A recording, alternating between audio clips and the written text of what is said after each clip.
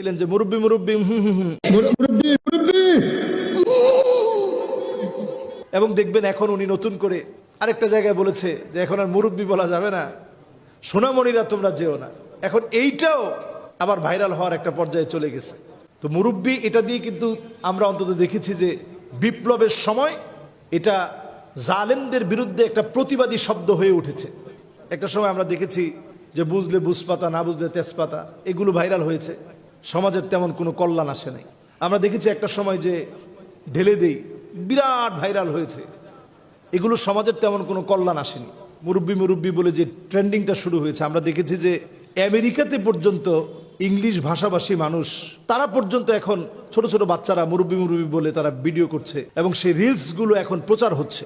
তো এখন দেখা যায় যে এমন একটা সময় হয়ে গেছে যে রিলস যদি আপনি ঘুরে দেখেন 100টা রিলসের ভিতরে আপনি 50টা পাবেন যেটার মধ্যে মুরব্বি মুরব্বি শব্দ দিয়ে সতর্কীকরণ একটা বার্তা দিয়ে আমাদের যে বিষয়টি বলেছিলেন মোশতাক ফয়েজি সাহেব, ওনার মাহফিলে স্বাভাবিক একজন যেহেতু উঠে চলে যাচ্ছে, উনি মুরব্বি বয়সের, তো উনি এটা একটু রসিকতা করেই মাহফিলে এই জাতীয় রসিকতা অনেক সময় করতে হয়, কারণ মানুষ না হলে বোরিং হয়ে যাবে।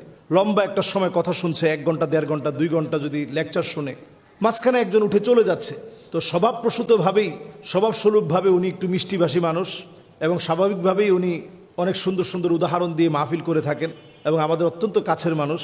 তো উনি যেহেতু উঠে চলে যাচ্ছেন একজন মুরব্বী, তিনি ডেকে বলতেছিলেন যে মুরব্বি মুরব্বি উনি এই কথাটা বলছেন খুব স্বাভাবিকভাবেই যে আপনি অন্য হুজুর পান নাই, আমার মাহফিল থেকে আপনি যেতে পারবেন না। তো উনি ওই মুরব্বীকে ডাকছেন। আসলে আমরা অনেক সময় আনন্দ যোগানোর জন্য অনেক শব্দই আমরা বলে থাকি এবং সহজেই আমরা অনেক বাক্যালাপে আমরা অনেক আনন্দ পাই এবং উদ্দেশ্য যাই হোক আমরা সেটা চিন্তা করি না। তো এটা আমরা যদি এইভাবে করি, যে সমস্যার দিকটা সেটা হচ্ছে মুরব্বীদেরকে কোনোভাবে অপমান করা যাবে না। রাসূল করিম সাল্লাল্লাহু আলাইহি ওয়াসাল্লাম হাদিসের ভিতরে বলেছেন যে লাইসা মিন্না মাল্লাম ইয়ারহাম সগীরানা ওয়ালাম ইউআক্কির কাবীরানা ফালাইসা মিন্না।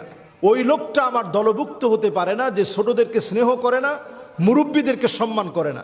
আমাদের দেশে যারা জুলুম করেছিল তারা অধিকাংশই সবাই মুরব্বী ছিল। 15 বছর 16 বছর যারা ক্ষমতায় ছিল তারা অধিকাংশই মুরব্বী থাকার কারণে সবাই এই মুরব্বী মুরব্বী শব্দটাকে এমনভাবে এনেছে। এখন সকল ক্ষেত্রেই আপনারা মুরব্বীদেরকে যদি এই শব্দগুলো দিয়ে যদি ক্রিটিসাইজ করে কথা বলেন, এটা আমাদের জন্য অসুন্দর হবে। এই অসুন্দরটা এমন অসুন্দর হবে যেটা রাসূল সাল্লাল্লাহু আলাইহি সাল্লাম অপছন্দ করতেন। এজন্য আমরা মুরব্বীদেরকে ছোট করব না, বরং এটা হাসির একটা শব্দ ছিল, শুধু আনন্দের জায়গায় এটা আমরা রাখবো। আর এখন থেকে আমরা ভালো ভালো উনার যে সুন্দর ওয়াজগুলো আছে সেগুলো প্রচার করার চেষ্টা করি। এটা তো হলো অনেক দিন, এখন নতুন কিছু প্রচার করার চেষ্টা করি। আর দাল্লু আলাল খাইরি কাফাইলিহি, ভালো জিনিস প্রচার করলেও সওয়াব বেশি হয়। আপনি প্রচারক হিসাবে সওয়াব পাবেন, ভালো কথা বলার কারণে সওয়াব পাবেন, ভালো কথায় অংশগ্রহণ করার কারণে সওয়াব পাবেন, কমেন্টস করার কারণে আপনি সওয়াব পাবেন, শেয়ার করার কারণে আপনি সওয়াব পাবেন। সুতরাং এই জাতীয় কাজগুলো এখন মনে হয় কমিয়ে আনার সময় হয়েছে। তো আমরা কি এটাকে পজিটিভভাবে নেই? আমরা এটাকে পজিটিভভাবে গ্রহণ করেছে জাতি, আমরাও পজিটিভভাবে গ্রহণ করি।